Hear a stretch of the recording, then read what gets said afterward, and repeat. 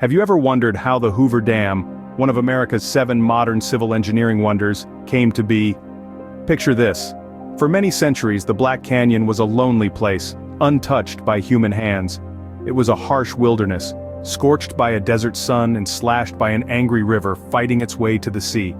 This was the Colorado River in all its uncontrolled glory, a force of nature as wild and untamed as the canyon it carved through. No human being had ever tamed this river, harnessed its power, or even dared to try. But that, my friends, was about to change. As we stand here on the brink of a new era, we find ourselves at the mercy of this untamed giant, the Colorado River. The once peaceful and silent canyon with its mighty river was about to undergo a transformation the likes of which it had never seen before. Melted snow from the mountains each spring swelled the Colorado River into a raging torrent, flooding fertile valleys along its banks, destroying farmlands, homes, and cities. This was the harsh reality faced by early settlers along the Colorado River. Their lives were dictated by the ebb and flow of the river, a force they could neither predict nor control. Imagine trying to establish a home in such conditions. Every year, as the snow from the Rockies melted, it would flow into the Colorado River, causing it to swell and crash through the valleys. The once tranquil river would transform into a devastating force, washing away everything in its path. Countless acres of fertile land, painstakingly plowed and sown, would be lost overnight.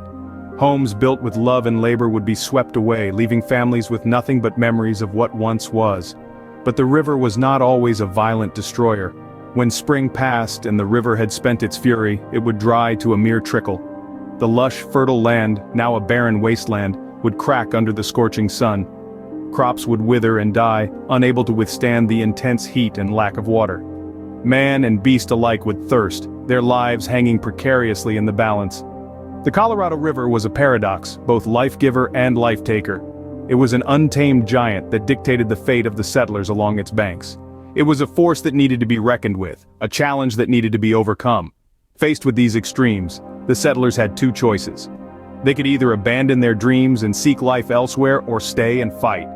Many chose the latter, refusing to be defeated by the very land they had come to call home. Settlers along the river were discouraged and aroused. Some gave up and went elsewhere, others stayed to fight. They had one goal in mind: to tame the Colorado River. Their struggle was just the beginning of a story that would lead to one of the greatest engineering feats of the modern world, the Hoover Dam. Arthur Powell Davis, the first reclamation director and chief engineer, understood their problem. This was a man who had a vision, a solution for the erratic Colorado River that had been both a boon and a bane for the settlers. He had traversed the length and breadth of this mighty river, observing its seasonal temperament, studying its potential, and contemplating a solution to harness its power. Davis was not a man of half measures. He envisaged a grand design, a structure of monumental proportions that would stand as a testament to man's engineering prowess. His vision was to build a high dam in a deep canyon upstream, a concrete titan that would control the river's flow, regulate its fury, and put an end to the alternating cycle of floods and droughts that plagued the settlers. But a vision is only as good as its execution. Davis knew he needed the backing of the lawmakers, the support of the nation to bring his dream to fruition. So, in 1918, he presented his findings and proposals before the Congress. He laid out his plan, his reasoning, and the potential benefits of such an undertaking. He spoke of the dam's capacity to harness the tremendous water and power resources of the Colorado River, and how it could alter the landscape of the American West. His arguments were compelling, his vision inspiring. The lawmakers saw merit in his proposal, recognizing the potential of this multi-purpose reclamation project. In a momentous decision, in 1928, Congress passed the Boulder Canyon Project Act. This groundbreaking legislation authorized the construction of what would come to be known as the Hoover Dam, named in honor of President Herbert Hoover. Congress responded in 1928, passed the Boulder Canyon Project Act authorizing construction of Hoover Dam to control and regulate the Colorado River. This was the turning point, the moment when Davis's vision began its journey from concept to reality, setting the stage for one of the most ambitious engineering projects in American history. In 1930, President Herbert Hoover, for whom the dam is named, signed the appropriation bill to begin construction. That signature marked the beginning of a monumental era in American engineering history.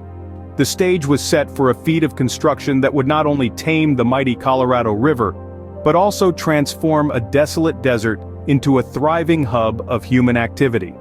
The task of constructing the Hoover Dam was awarded to a consortium of 6 major construction firms, collectively known as 6 Companies Incorporated. This was not just another project for them, it was a challenge of epic proportions. They were to construct a dam so colossal that it would dwarf all previous human-made structures of its kind. The Hoover Dam was envisioned to stand at a towering 726 feet from the base to the crest, a staggering size that was unprecedented in the annals of engineering. But it was not just the size of the dam that was impressive. The design was equally groundbreaking. The dam was to be a curvilinear arch-gravity structure, a design that would use the weight of the concrete and the shape of the dam to resist the pressure of the water. The construction process was a marvel of human ingenuity and resilience. Workers toiled in searing heat and frigid cold, boring through solid rock to divert the river, and pouring millions of tons of concrete to build the dam and its powerhouse. The work was grueling and dangerous, but the workers pressed on, driven by the enormity of their task and the knowledge that they were creating something extraordinary. The construction of the Hoover Dam was a testament to human innovation, collaboration, and determination. It was a monumental endeavor that showcased the power of collective effort and the spirit of human resilience. The dam stands today as a tribute to the men and machines who made the impossible possible. Men and machines went to work to build this dam of unprecedented size, this modern civil engineering wonder. And thus, the Hoover Dam, a beacon of human achievement, rose from the barren desert, forever changing the landscape and the course of the mighty Colorado River. Millions come to this once desolate spot to see this engineering wonder, to hear the story of Hoover Dam. This colossal structure standing tall in the Black Canyon is more than just a testament of human ingenuity. It's a symbol of transformation, a beacon of progress. The Hoover Dam is an engineering marvel that tamed the wild Colorado River, turning its furious might into a resource, molding it into a reliable year-round flow. No more floods, no more droughts, just regulated, controlled water. This dam has not only harnessed the power of water but also transformed the stark Black Canyon into a bustling hub of activity. It stands as a silent guardian, a concrete yoke around the neck of a once untamed giant, now serving mankind dutifully. Every hum of its turbines, every bubble of water leaving its mighty structure, tells a tale of triumph over nature's fury. This is the story of Hoover Dam, a testament to human ingenuity, a modern civil engineering marvel that tamed a wild river and transformed a desolate canyon. From the towering heights of Hoover Dam, we shift our gaze to the nearby Boulder City. Nestled snugly against the backdrop of the dam and the rugged Black Canyon, Boulder City is an integral part of the Hoover Dam story. It's a living testament to the dam's transformative power, a city that was born out of necessity and grew alongside the dam. Born during the Great Depression, Boulder City was initially built as housing for the dam's workers. From a temporary camp to a thriving city, it has come a long way. The city's history is a mirror to the dam's, a reflection of the spirit of perseverance and the audacious will of mankind. It's a city that bears the imprint of the dam's legacy. Boulder City is more than just a neighboring town. It's the human face to the Hoover Dam's grandeur. It's the heart that beats alongside the dam's ceaseless hum. It's where the workers who built the dam lived, where their families grew, and where their stories continue to echo. As we wrap up our journey with the Hoover Dam, we prepare to embark on another one, exploring the rich tapestry of Boulder City's history and culture. From the dam's construction to the city's growth, we'll trace the path of progress and the indomitable human spirit. Thank you for joining me on this adventure. I look forward to welcoming you to my hometown Boulder City in our upcoming video series. Until then, keep exploring, keep learning, and keep marveling at the wonders of human ingenuity.